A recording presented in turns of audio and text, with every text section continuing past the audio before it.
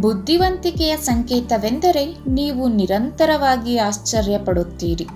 ಜೀವನದ ಅತ್ಯಂತ ಸುಂದರವಾದ ಕ್ಷಣಗಳು ನಿಮ್ಮ ಸಂತೋಷವನ್ನು ವ್ಯಕ್ತಪಡಿಸುವ ಕ್ಷಣಗಳು, ನೀವು ಅದನ್ನು ಹುಡುಕುತ್ತಿರುವಾಗ ಅಲ್ಲ. ನೀವು ಬದಲಾವಣೆಯನ್ನು ವಿರೋಧಿಸಿದರೆ ನೀವು ಜೀವನವನ್ನು ವಿರೋಧಿಸುತ್ತೀರಿ. ನೋವು, ದುಃಖ ಅಥವಾ ಕೋಪ ಸಂಭವಿಸಿದಾಗ ನಿಮ್ಮ ಸುತ್ತಲೂ ನೋಡುವ ಸಮಯ ನಿಮ್ಮ ಸುತ್ತಲೂ ಅಲ್ಲ. ಒಂದು ಮರವು ತನ್ನ ಸುಗಂಧವನ್ನು ಹರಡುತ್ತಿದೆ ಮತ್ತು ಜನರನ್ನು ಸಂತೋಷಪಡಿಸುತ್ತಿದೆ ಎಂದು ತಿಳಿಯಲು ಅವನಿಗೆ ಹೇಗೆ ಅನಿಸುತ್ತದೆ ಎಂದು ನೀವು ಕೇಳಿದರೆ, ಮರವು ಅದನ್ನು ಆ ರೀತಿ ನೋಡುತ್ತದೆ ಎಂದು ನಾನು ಭಾವಿಸುವುದಿಲ್ಲ. ನಾನು ಹಾಗೆಯೇ ಇದ್ದೇನೆ ಮತ್ತು ನನ್ನ ಸ್ವಭಾವವು ಹೀಗಿರುತ್ತದೆ. ಭಯವು ಸರಳವಾಗಿದೆ, ಏಕೆಂದರೆ ನೀವು ಜೀವನದೊಂದಿಗೆ ಬದುಕುತ್ತಿಲ್ಲ, ನೀವು ನಿಮ್ಮ ಮನಸ್ಸಿನಲ್ಲಿ ವಾಸಿಸುತ್ತಿದ್ದೀರಿ. ಅನೇಕ ಜನರು ಹಸಿದಿರುವುದು ಆಹಾರದ ಕೊರತೆಯಿಂದಾಗಿ ಅಲ್ಲ, ಏಕೆಂದರೆ ಮಾನವ ಹೃದಯದಲ್ಲಿ ಪ್ರೀತಿ ಮತ್ತು ಕಾಳಜಿಯ ಕೊರತೆ ಇದೆ. ಪ್ರೀತಿ ನಿಮ್ಮ ಗುಣ. ಪ್ರೀತಿ ಎಂದರೆ ನೀವು ಮಾಡುವ ಕೆಲಸವಲ್ಲ, ಪ್ರೀತಿಯೇ ನೀನು. ಕೃಷ್ಣನು ಗೀತೆಯಲ್ಲಿ ಹೇಳುತ್ತಾನೆ, ಜಗತ್ತಿನ ಅತ್ಯಂತ ಕೆಟ್ಟ ಅಪರಾಧವೆಂದರೆ ನಿರ್ಣಯಿಸದಿರುವುದು. ನೀವು ದೊಡ್ಡವರು ಎಂದು ಭಾವಿಸಿದರೆ ನೀವು ಚಿಕ್ಕವರಾಗುತ್ತೀರಿ. ನೀವು ಏನೂ ಅಲ್ಲ ಎಂದು ನಿಮಗೆ ತಿಳಿದಿದ್ದರೆ ನೀವು ಅಪರಿಮಿತರಾಗುತ್ತೀರಿ. ಅದು ಮಾನವನ ಸೌಂದರ್ಯ. ನಿಮಗೆ ಸಂಭವಿಸಿದ ಪ್ರತಿಯೊಂದು ನಿಮ್ಮೊಳಗೆ ನೀವು ಅನುಭವಿಸುತ್ತಿದ್ದೀರಿ. ಬೆಳಕು ಮತ್ತು ಕತ್ತಲೆ, ನೋವು ಮತ್ತು ಸಂತೋಷ, ಸಂಕಟ ಮತ್ತು ಭಾವಪರವಶತೆ, ಇವೆಲ್ಲವೂ ನಿಮ್ಮೊಳಗೆ ಸಂಭವಿಸಿದವು. ನೀನು ಒಬ್ಬ ವೀಕ್ಷಕನಾಗಿರುವುದರ ಬಗ್ಗೆ ನಾನು ಮಾತನಾಡುತ್ತಿಲ್ಲ, ಒಳ ಒಗ್ಗುವಿಕೆಯ ಬಗ್ಗೆ ಮಾತನಾಡುತ್ತಿದ್ದೇನೆ. ನೀವು ಜೀವನದಲ್ಲಿ ಕರಗುವ ರೀತಿಯಲ್ಲಿ ನಿಮ್ಮನ್ನು ಜೀವನದಲ್ಲಿ ತೊಡಗಿಸಿಕೊಳ್ಳುವ ಬಗ್ಗೆ ನಾನು ಮಾತನಾಡುತ್ತಿದ್ದೇನೆ. ಜನರು ಪದಗಳ ಪ್ರೀತಿಯಲ್ಲಿ ಸಿಲುಕಿದ್ದಾರೆ ಮತ್ತು ಪ್ರಪಂಚವನ್ನು ಕಳೆದುಕೊಂಡಿದ್ದಾರೆ. ಅದನ್ನು ಮರಳಿ ಪಡೆಯುವ ಸಮಯ ಬಂದಿದೆ. ಕೇಳಲು ಕಲಿಯುವುದು ಬುದ್ಧಿವಂತ ಜೀವನದ ಮೂಲ ತತ್ವವಾಗಿದೆ. ನೀವು ಜೀವನ ಸಂವೇದನಶೀಲರಾಗಲು ಬಯಸಿದರೆ ನೀವು ಮಾಡುವ ಸರಳ ಪ್ರಕ್ರಿಯೆ ಹೀಗಿದೆ. ನೀವು ಏನನ್ನು ಯೋಚಿಸುತ್ತೀರೋ ಮತ್ತು ನೀವು ಕಡಿಮೆ ಪ್ರಾಮುಖ್ಯತೆಯನ್ನು ಅನುಭವಿಸುವಿರಿ. ಒಂದು ದಿನ ಪ್ರಯತ್ನಿಸಿ ನೋಡಿ. ಇದ್ದಕ್ಕಿದ್ದಂತೆ ನಿಮ್ಮಲ್ಲಿರುವ ಜೀವನವು ನಿಮ್ಮ ಅನುಭವಕ್ಕೆ ಹೆಚ್ಚು ಸಕ್ರಿಯ ಮತ್ತು ಜೀವಂತವಾಗುತ್ತದೆ.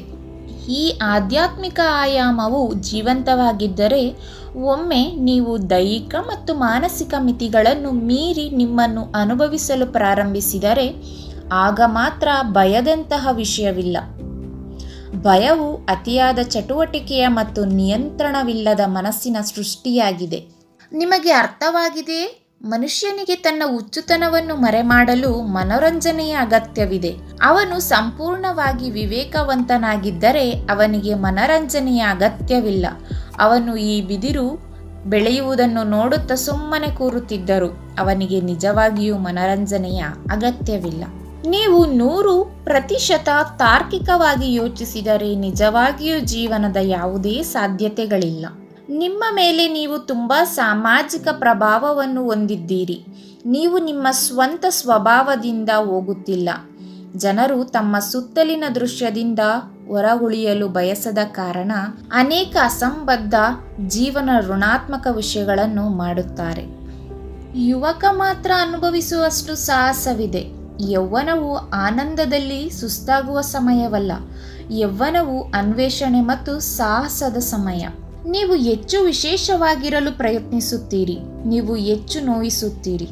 ಸುಮ್ಮನೆ ಇರಿ, ಕರಗಿ ಮತ್ತು ನಿಮ್ಮ ಸುತ್ತಲಿನ ಗಾಳಿಯ ಭಾಗವಾಗಿ, ನಿಮ್ಮ ಸುತ್ತಲಿನ ಭೂಮಿಯು ಎಲ್ಲದರ ಭಾಗವಾಗಿ. ನೀವು ಸ್ವಲ್ಪ ಸಮಯ ಮಾತ್ರ ಇಲ್ಲಿದ್ದೀರಿ. ಕನಿಷ್ಠ ನೀವು ಅಂತಹ ಸ್ಥಳದಲ್ಲಿರುವಾಗ ಯಾರು ನಿಮ್ಮನ್ನು ತುಳಿಯಲು ಹೋಗುವುದಿಲ್ಲ. ನಿಮ್ಮ ರಕ್ಷಣೆಯನ್ನು ತಗ್ಗಿಸಿ. ನಿಮ್ಮ ದೇಹವು ಸಂಬಂಧವನ್ನು ಹುಡುಕಲು ಹೋದರೆ ನಾವು ಇದನ್ನು ಲೈಂಗಿಕತೆ ಎಂದು ಕರೆಯುತ್ತೇವೆ. ನಿಮ್ಮ ಮನಸ್ಸು ಸಂಬಂಧಗಳನ್ನು ಹುಡುಕುತ್ತಾ ಹೋದರೆ ನಾವು ಇದನ್ನು ಒಡನಾಟ ಎಂದು ಕರೆಯುತ್ತೇವೆ. ನಿಮ್ಮ ಭಾವನೆಯು ಸಂಬಂಧಗಳನ್ನು ಹುಡುಕುತ್ತಾ ಹೋದರೆ ನಾವು ಇದನ್ನು ಪ್ರೀತಿ ಎಂದು ಕರೆಯುತ್ತೇವೆ. ನಿಮ್ಮ ಶಕ್ತಿಗಳು ಸಂಬಂಧವನ್ನು ಹುಡುಕಲು ಹೋದರೆ ನಾವು ಇದನ್ನು ಯೋಗ ಎಂದು ಕರೆಯುತ್ತೇವೆ. ಮನುಷ್ಯನು ಜೀವಿಯಲ್ಲ, ಅವನು ಆಗುತ್ತಿದ್ದಾನೆ. ಅವನು ನಡೆಯುತ್ತಿರುವ ಪ್ರಕ್ರಿಯೆ ಒಂದು ಸಾಧ್ಯತೆ. ಈ ಸಾಧ್ಯತೆಯನ್ನು ಬಳಸಿಕೊಳ್ಳಲು ಈ ಜೀವನವು ಹೇಗೆ ಕಾರ್ಯನಿರ್ವಹಿಸುತ್ತದೆ ಮತ್ತು ಅದರೊಂದಿಗೆ ನಾವು ಏನು ಮಾಡಬಹುದು ಎಂಬುದರ ಯಂತ್ರಶಾಸ್ತ್ರವನ್ನು ಅರ್ಥ ಮಾಡಿಕೊಳ್ಳುವ ಸಂಪೂರ್ಣ ವ್ಯವಸ್ಥೆ ಇದೆ. ಅದನ್ನು ನಾವು ಯೋಗ ಎಂದು ಉಲ್ಲೇಖಿಸುತ್ತೇವೆ. ಮನಸ್ಸು ಯಾವುದೇ ಒಂದು ಸ್ಥಳದಲ್ಲಿಲ್ಲ. ಈ ದೇಹದ ಪ್ರತಿಯೊಂದು ಜೀವಕೋಶಕ್ಕೂ ತನ್ನದೇ ಆದ ಬುದ್ಧಿಶಕ್ತಿ ಇರುತ್ತದೆ.